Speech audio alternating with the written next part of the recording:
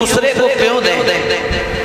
कर्म हमें करते वक्त ये ध्यान रखना चाहिए कि हमारे द्वारा कोई ऐसा अनर्गल कार्य न हो जो सामने वाला व्यक्ति हमारे ऊपर कोई अभद्र कमेंट करे, कोई अपनी राय दे। ऐसा नहीं होना चाहिए। अब सुदामा का अपमान करना मतलब किसका अपमान हो गया?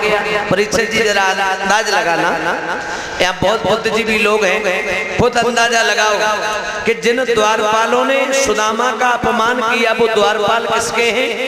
कन्हैया के। और एक बात बताओ, हमारे तुम्हारे कोई मिलने वाले या मेहमान हमारे दरवाजे पर आ जाए, पड़ोसी की हिम्मत है जो दरवाजे पर धक्का मार दे? पड़ोसी मार सकता है क्या हमारे मेहमान को धक्का? अब जब हमारा पड़ोसी मार नहीं सकता धक्का, तो वहां तो भगवान है, सुदामा से मैत्री भाव है। क्या उन द्वारपालों की इतनी हिम्मत पड़ गई जो कन्हैया के मित्र में धक्का मार दे? कहीं ना कहीं हमारा जो कृष्ण पूर्वज है, जिसे हम भगवान मानते हैं, ये हमारे कन्हैया को कलंकित करने के कार्य हो रहे हैं, ताकि कन्हैया के ऊपर नाना भांत के लोग कमेंट करें और उसे योगेश्वर नहीं उसे भोगेश्वर बनाए। आजकल योगी को भोगी बना दिया। कोई तो कह रहा नैना मारे मारे काना मनाए लूंगी, नैना मारे के काऊ पे और कोई बुलाए लो तभी आ जाए कन्हैया। क्या है ये? बोले ये अभद्रता है, ये शिक्षित होने का बिल्कुल नाजायज फायदा। कोई कुछ कह रहा है, कोई कुछ कह रहा है, लेकिन एक बात बताऊं, अपने यादवों में कन्हैया जैसा राजनीतिक नहीं हुआ।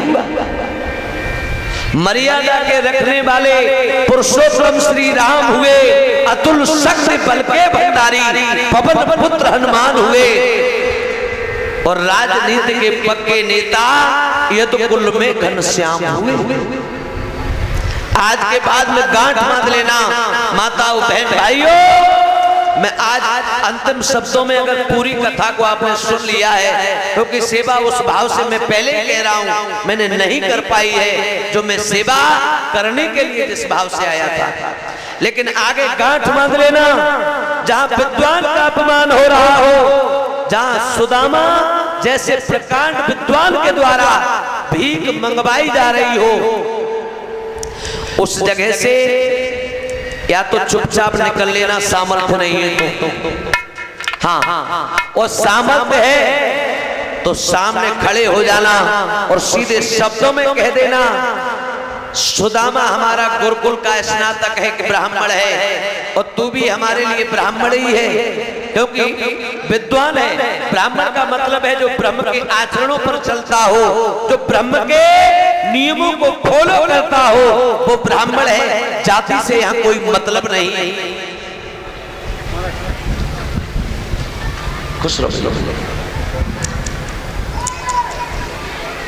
ये वर्ण व्यवस्था चला करके अगर देखा जाए ना, तो हम तुम्हें भ्रमित किया गया है, हम तुम्हें धर्म से पथित बनाया गया है, हम लोगों को ग्वाल गमार अहीर कह करके नवाजा गया, और हमें पशु चराने वाला ग्वाला बता दिया गया। पशु को पाले हम, दूध निकाले हम, मेहनत करे हम, और खाएगी कोई और।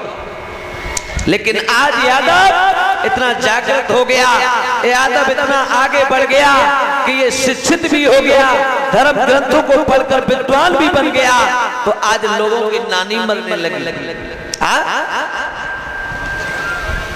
जब कोई फंसता है तो ये वर्ण व्यवस्था अपने शरीर पर उतार देता है। परीक्षित जी कहते हैं ब्राह्मण कौन है? बोले ये सब ब्राह्मण का है यहाँ तक। बोले क्षत्रिय कौन है? बोले ये क्षत्रिय है। बोले वैश्य, बोले पेट वैश्य है। और बोले शूद्र किस कौन है? बोले शूद्र नीचे पैर है।